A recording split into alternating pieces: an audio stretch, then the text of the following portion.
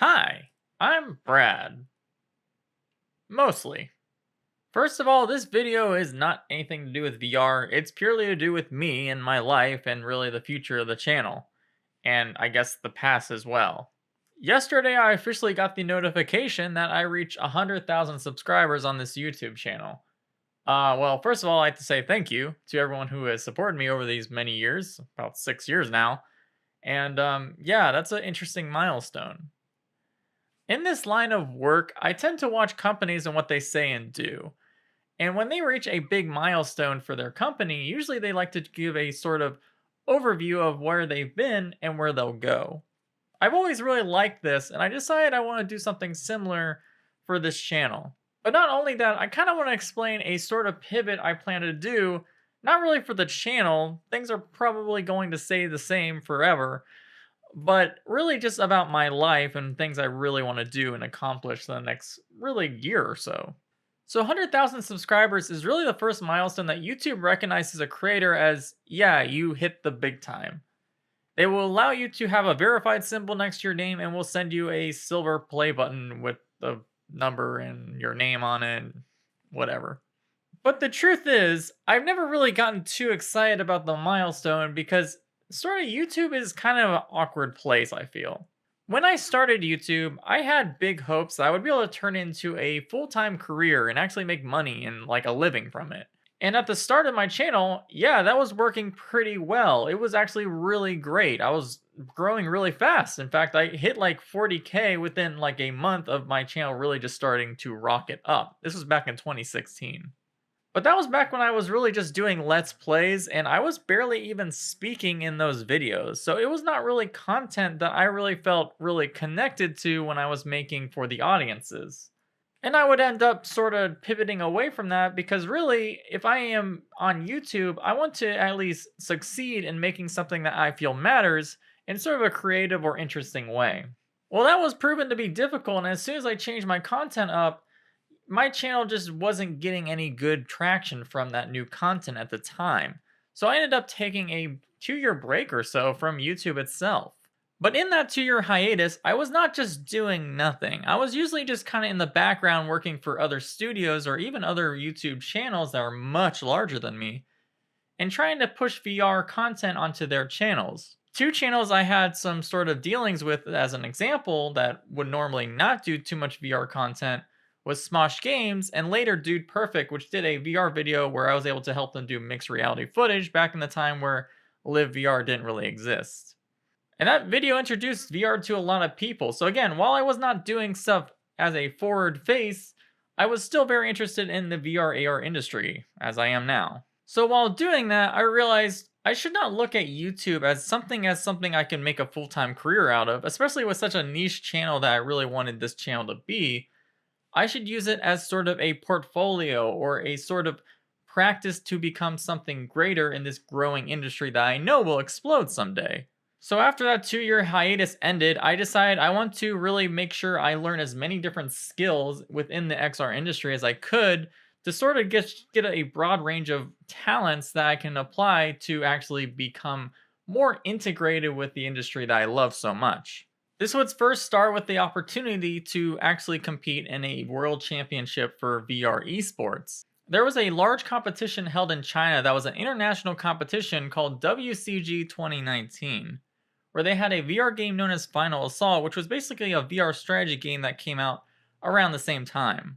This was the first opportunity that I realized, yeah, this is something really cool and something I would really like to try to actually do and maybe compete and win, even though I'm not really a competitive person in nature. I would spend a lot of hours taking it seriously and end up finally actually all that time would pay off and I would become the gold medalist for that championship, which was one of the greatest times I've ever had, to be honest. It also gave me a new profound respect for esports players in general, not just for VR, but in all general. To really be competitive in esports, you have to really buckle down and spend a lot of time, and just really your entire brain becomes that I must practice, I must become better. What are ways to become better? It is a lot of work. So I had that under my belt, and I still am very proud of that achievement. But later on, I started wanting to do something more than just actually playing games. Half-Life Alyx came out, and that was one of the greatest launches in really VR history. I don't think anyone can disagree with that. And shortly after that, the community for Half-Life Alyx sort of made some unofficial tools for the actual game to be able to create custom maps or campaigns for the game. This was even before Valve even supported the workshop for Half-Life Alyx and really the tools that came with it. It was just a bunch of little people kind of hacking together what's called an FGD, so people can just make their own maps in Source 2.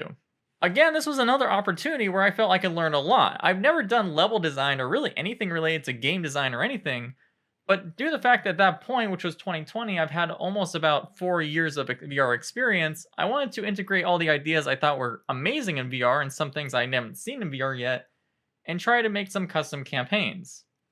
I've talked about those campaigns in my channel, and they are still all 3 of them in the top 20 on the Steam Workshop for Half-Life Alyx. It was really amazing being able to build something first off on a computer and then put on a headset and see that world and that level you're created and all the things come together really beautifully.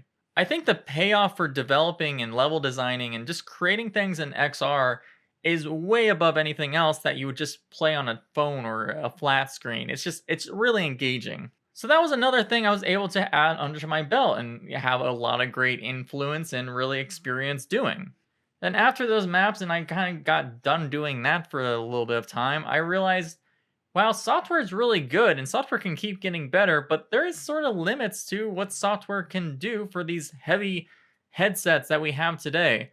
So then I started getting a huge fascination with stuff related to DIY and really future hardware and emerging technologies that are coming out for XR hardware. And that's where we are now. I kind of got a lot of experience sort of guesstimating and studying supply chains, studying patents, and studying leaked data mines to figure out a picture of what future hardware may bring and how it might solve this issue I was talking about. And after doing that, I was able to report some of the first findings for some headsets that weren't even announced yet. And it's to the point where some news journalist websites will even just report anything I say as soon as I find it. So basically, YouTube has been not really something full-time. It's been a platform for me to grow different skills and really just, again, become part of the XR industry. But despite that, there is a truth to all of this. I cannot live on doing XR YouTubing in general. No matter how many videos I upload and how well those do, it seems like my revenue just kind of goes down over time. There's also a weird sort of stigma around sort of supporting the XR YouTubing base, because if you are not kind of publishing Quest related content, you are not going to be able to get many sponsorships, since most of the sponsorships are usually, from what I've seen, sort of like accessories for what a Quest headset would add, such as like random Chinese companies for face pads, head straps, stuff like that. So if you are not a Quest really channel, you're not going to get those very often, so your opportunities for sponsorships are very small. And on the other end of it, the sponsorships that you see on every other bigger YouTube channel that's not XR related, they require huge influencer numbers for every video, a large engagement, for example. And if you do not meet those certifications, or if you do get an offer for that and don't meet their criteria, they will never talk to you again and break ties completely. So yeah, that's kind of a lot of stress added to it. And then there's also Patreon, which Patreon is a great system. I really do like the Patreon system for creators, but at the end of the day, there's still a lot of stigma between donating to sort of these channels that if they don't have insane production values, like they don't have their own ability to hire editors, if they're not really good at making something concise. For example, my channel, I really go over the nitty gritty of everything I study and research, and videos tend to be 40 minutes. To edit a 40-minute video or pay someone to edit it to be concise and more entertaining, that would cost a lot of money, and pretty much I would actually be losing money per video than actually gaining. So at the point where you would want to get Patreon subscribers are usually more relative to the shorter video channels, which do much better and for obvious reasons. And the point I'm trying to make is this was actually all fine. I was fine with kind of making not too much money. I was kind of just sort of using my channel to buy hardware and review hardware, so it was a constant cycle where I wasn't really making much profit, but I was at least breaking even. But it wasn't until last year where I had almost a financial nightmare that almost ruined my life. In fact, there's still some lingering elements I'm still trying to solve, but basically, I had a simple surgery that had to happen. Summer of last year, I had appendicitis and it had to be removed.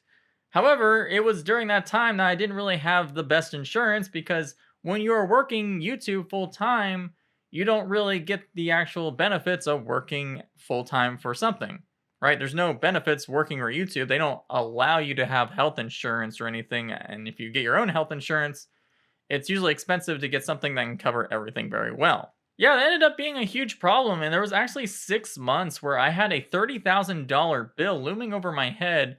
And I had to wait for the hospital company to apply me for different charity programs to get that bill solved. It wasn't until last month that was finally solved, but that whole experience of 6 months worrying about this huge amount of money I wasn't going to be sure how to pay made me realize that, yeah, I really need something more stable in my life. It's something that's really important, and YouTube's not going to cut it for stuff like that.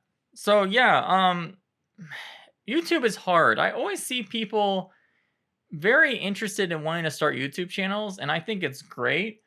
But as someone who's kind of seen the weird side of it, even some of the greatest VR YouTubers right now, they see these times where the analytics just drop down for no reason. YouTube is just not a stable platform to live off of. You either have to be the highest, the biggest channels who constantly get sponsors for every video, or you are just not. I want to keep this channel a hobbyist channel because when I first started watching YouTube back in the like mid to late 2000s, it was kind of all hobby content to begin with. And I always loved that. In fact, all the content I watch today on YouTube is still mostly people that are hobbyists. And you can really just sense that from when you're watching that channel. You could say that when I watch these channels today, it kind of makes me want to do the same for my channel. And that's kind of where all the problems come in. But also, there's a great amount of happiness. I said at the beginning of my YouTube channel in 2016, I was just pumping out content that I had really no love for, and it was doing well. And I probably could have lived off of that. But it just wasn't something I wanted to do. There was no happiness from it. So basically, this is what I'm trying to do. I know there's people in the industry that watch my videos, they watch my Twitter.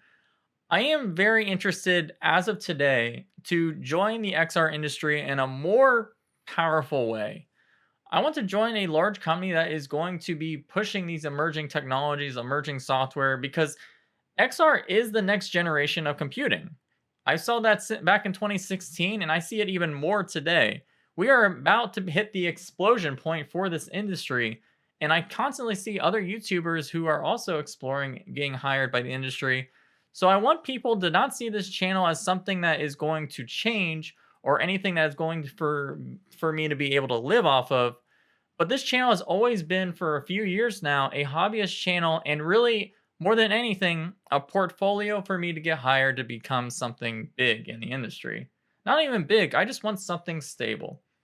So if you know anyone in the XR industry that is hiring, something you think I could really be adding to the team, I would really appreciate that. I know it's a very strange thing. It's like me asking for a job interview from a YouTube video, but really, I kind of need that in my life right now. And I think it's the best next step for me, as I really do believe that I can do great things within the XR industry if I have the chance. So, yeah, it's a weird heart to heart, but that's pretty much it.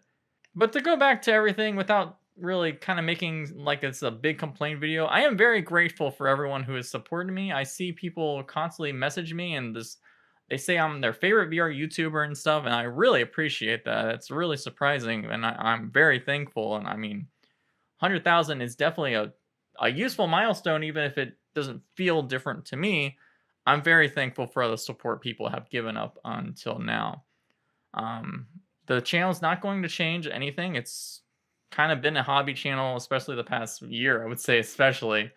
But it's going to continue like that. But there are going to be different focuses as I try to get a job within the industry, and there might be less time to do the stuff if I got a job to focus on the channel. But the stuff that I would release would definitely be the same content. Maybe there will be a time where XR channels will just be the new hotness, and everyone that is in the XR YouTubing business will be able to live off of it daily. But for now, yeah, bye.